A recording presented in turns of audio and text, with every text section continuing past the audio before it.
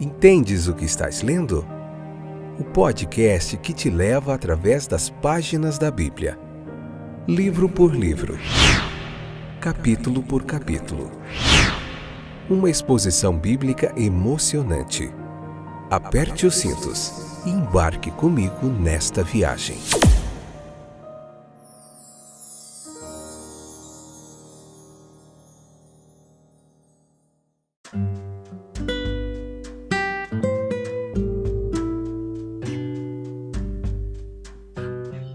Olá, eu sou o Fábio, estou de volta para mais um excepcional episódio do podcast Entendes o que estás lendo.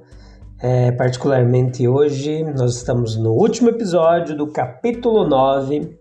Hoje vamos ver capítulo 9 do Evangelho de Marcos. Hoje nós vamos ver a parte 5, capítulo 9, parte 5, episódio de número 478, sexta temporada. Estamos vendo o Evangelho de Marcos capítulo por capítulo.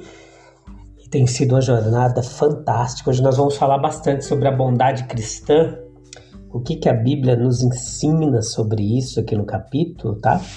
Você pode ler o capítulo 9, depois vir para cá, ouvir os 5 episódios que a gente tem aqui, explicando detalhes por detalhes de cada passagem aqui do capítulo deste evangelho, tá bom? Às vezes a gente faz um paralelo com os outros evangelhos, onde tem as mesmas histórias contadas por outros evangelistas, que tem, às vezes, um complemento maior, ou melhor, enfim.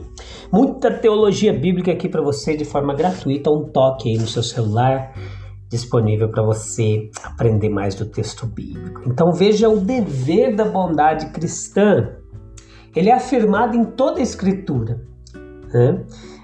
Sob a Antiga Aliança, no Antigo Testamento, a bem-aventurança daquele da os pobres, ela foi exemplificada na experiência de Jó, da viúva de Serepta e de muitas outras pessoas, outras histórias. Quando chega aqui no Novo Testamento, este dever para com os pobres, ele fica ainda mais claro, ainda mais explícito no Novo Testamento. E isso é digno de nota, porque os próprios discípulos do nosso Senhor eram pobres, pessoas simples, de modo que nenhum deles poderia dar-te sua superabundância. E até do próprio Senhor Jesus isso era verdade. Embora ele tantas vezes mostrasse que era mais abençoado dar do que receber. Com base nesse princípio, a igreja ela agiu, ela estabeleceu algumas diretrizes. No comecinho ali em Atos, a gente vê que espontaneamente Barnabé vendeu sua propriedade para ajudar aqueles que estavam em dificuldades especiais, porque foram expulsos do comércio, do lar, e seu exemplo foi contagiante na igreja primitiva. Não foi aprovada nenhuma lei para que os cristãos fizessem isso. Era certo e bom quando os cristãos, movidos pela bondade e compaixão de seus pobres irmãos perseguidos, distribuíam conforme cada homem precisava. A espontaneidade, ela dá valor a tais atos. Aquele que assim der, mesmo que seja apenas um copo de água fria, não perderá a sua recompensa, o que diz a Bíblia. Todos os menos favorecidos do que nós têm direito. Não necessariamente ao nosso dinheiro, mas à nossa ajuda e simpatia de alguma forma, quando surge uma oportunidade de serviço em nome de Cristo. Nenhum seguidor de Cristo ele pode ser como o homem rico, que daria esmola para ser visto pelo homem, mas deixaria o pobre Lázaro morrer em seu portão. Lutando por migalhas com os cachorros, devemos fazer o bem a todos os homens, mas especialmente aos da família da fé.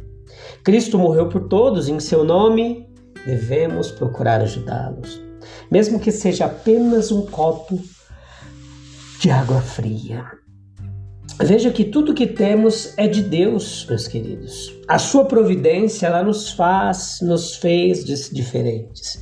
Nosso nascimento, nossas posses, nossa educação, nossas capacidades naturais, não são de forma alguma o resultado de nossa própria criação ou de nossa escolha, não, somente em partes. Aquele que nos deu isso exige que os usemos em parte para promover a paz e o conforto daqueles de quem seu Filho morreu. De graça recebestes, de graça dai. Quando o nosso copo ele transborda, não são para nós, mas para os outros. Quando nossa colheita é feita, deve-se abrir espaço tanto para os respingadores quanto para os ceifeiros. Era o que ensinava a lei. O desperdício é contra a lei de Deus. O oxigênio que respiramos de nossos pulmões vem de Deus. A chuva que cai tão generosamente vem de Deus. Mesmo um copo de água fria será recompensado. Por mais que sejam desprezados pelos homens ou negligenciados no mundo, eles são queridos por Deus, próximos ao coração do Salvador. Enquanto anjos do mais alto escalão são comissionados para protegê-los. O pecado de ofender um desses pequeninos é grande em proporção ao amor de Cristo por eles. Meus queridos, quão cuidadosamente os homens precisam e devem ser e quão cautelosos para não colocar uma pedra de tropeço no caminho dos pequeninos. O pecado de afastar os fracos, ou jovens cristãos da verdade ou da fé, do caminho da pureza ou da carreira da virtude, por maus conselhos, ou mau exemplo, ou lançando dúvidas sobre a palavra de Deus, ou por insinuar noções céticas, ou por zombar das coisas divinas, é um pecado tão grande que uma alternativa preferível seria que o culpado tivesse uma pedra de moinho, de grande tamanho, girada, aquela que era girada por um animal em volta do seu pescoço e ele mesmo fosse lançado ao mar. Cristo está falando aqui de ferimentos que podemos causar a nós mesmos e aos outros consequentemente. A maioria dos homens se protege cuidadosamente contra ferimentos físicos. No entanto, às vezes eles são como um comandante que está alerta contra ataques externos, mas não suspeita de traição interna. Em um sentido, muitas vezes pode-se dizer: os inimigos do homem são os de sua própria casa. Do coração procedem os maus pensamentos. Quando os atos são repetidos, meus queridos, eles formam hábitos que se tornam partes de nós mesmos. Um homem notoriamente egoísta, ele não é solicitado a ajudar os outros. Um temperamento apaixonado ou suspeito, ele torna-se considerado uma peculiaridade pessoal. No entanto, embora pareça uma parte de nós mesmos, Deus diz: corte-o e lance-o fora. Nós, naturalmente, evitamos o método severo indicado aqui no texto. Quem não sofreu uma agonia de dor em vez de recorrer ao cirurgião ou ao dentista, embora deva finalmente chegar a isso, nada menos que a amputação do mau hábito salvará a vida da alma. Alguns estão satisfeitos por terem confessado, recebido absolvição e feito penitência por ordem de um sacerdote humano. Tudo que o homem semear, isso também ceifará. Agora, se nós virmos uma deformidade em uma criança que estragará sua beleza por toda a vida, se houver uma fraqueza moral ou um mau hábito que deforma a beleza espiritual, o tratamento deve ser igualmente radical. Quando a traça está na roupa, a dona de casa cuidadosa não deixa algumas e corre o risco. O tratamento é severo, sem dúvida. Mas Cristo não veio para nos guiar no caminho da facilidade, mas da abnegação. Ele sabia que não era indolor cortar a mão ou o pé e arrancar o olho, mas ele declarou que era melhor sofrer o que era representado por isso do que o homem fosse lançado no inferno. Cristo morreu para aniquilar o pecado pelo sacrifício de si mesmo, e em seu nome somos chamados a crucificar o mundo com suas afeições e concupiscências. Que ansiedade não seria aliviada e que alegria transmitida aos amigos cristãos se pelo poder transformador do Espírito de Deus você fosse liberto do mal. Além disso, ao adiar o arrependimento, você pode estar fazendo com que outros também tropecem. Há uma palavra nessa passagem sobre crianças, pequeninos, jovens que podem ser influenciados por você para o mal. Se você rir de impressões sérias, zombar de outro como um santo, desencorajar a seriedade e levar a maldade ou a culpa, tome cuidado.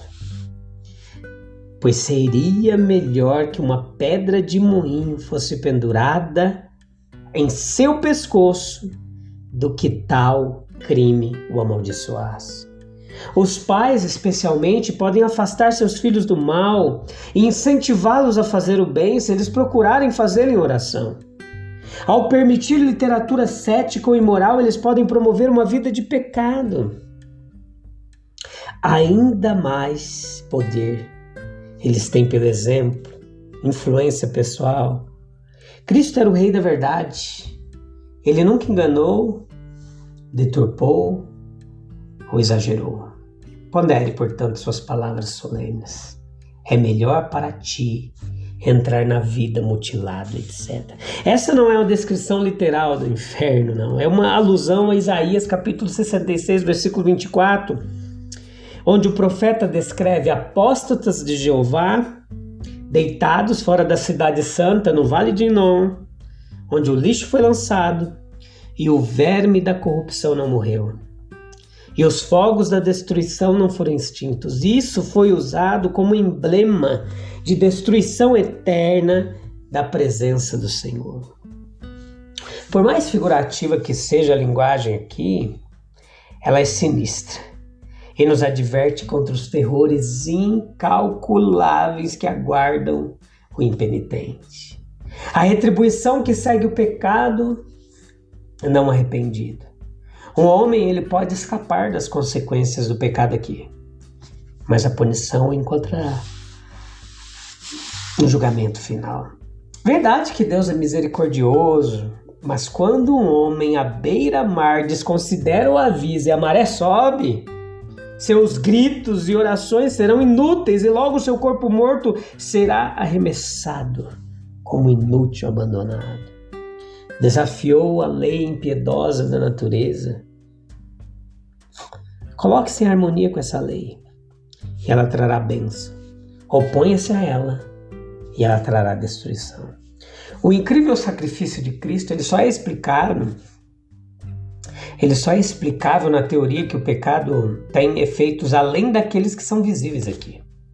Como escaparemos se negligenciarmos tão grande salvação? Veja que capítulo 9, versículo 49 e 50 tem uma advertência sobre a pureza cristã. Esses últimos versículos aqui, eles têm sido objeto de muita controvérsia. São obscuros, difíceis, mas o contexto ele é de grande ajuda e uma interpretação uniforme do termo salgado na primeira e segunda cláusula do versículo 50 fará muito para remover os obstáculos na maneira de interpretá-los junto. Vamos lá, concluir aqui para a gente terminar esse episódio desse capítulo. Veja que toda a ênfase da passagem é, portanto, a favor da purificação cristã. A experiência espiritual geral do Filho de Deus como sujeito às influências do Espírito Santo é um fogo alternativo, que realmente queima a sensibilidade e agonia, mas que no final consome apenas o que é ruim e deixa a alma livre desses combustíveis morais dos quais o fogo penal da geena poderia se alimentar. Ele é preservado da corrupção e consequente destruição eterna. A influência aqui ela afeta cristãos individualmente e coletivamente. Em certo sentido, é o espírito do sacrifício de Cristo comunicado ao deles. Como era uma lei do Código Levítico que todo sacrifício deveria ser salgado com sal, Também há uma lei da vida espiritual cumprida através do espírito de autossacrifício, comunicada ao ato particular e ao objeto do sacrifício. Isso se aplica a todo o resultado e expressão da vida espiritual dos filhos de Deus, seu pensamento, palavra, ação, bem como seus dons para a causa de Cristo. Vós sois o sal da terra.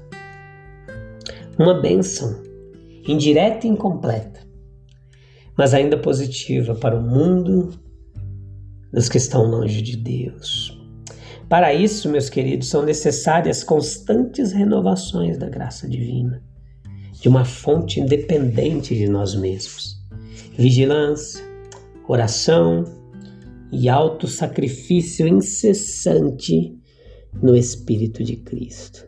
E assim a gente finaliza aqui esse capítulo 9. Olha, você tem que ver todos os episódios, tem muita lição interessantíssima para você aprender aqui do texto bíblico.